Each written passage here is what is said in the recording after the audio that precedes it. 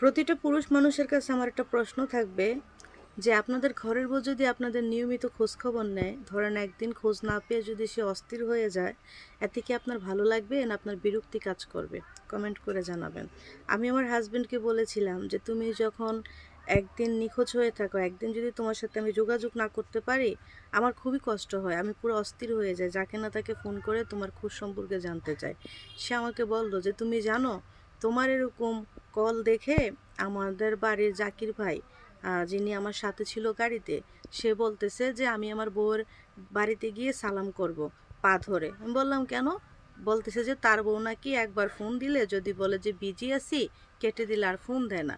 আমি তো ঘন্টায় ঘন্টায় মিনিটে মিনিটে ফোন দেই, এতে তার বিরক্ত লাগে।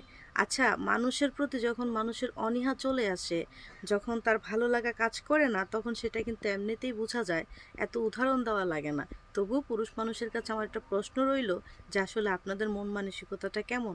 যদি কমেন্ট করে জানাতেন, খুশি হতাম।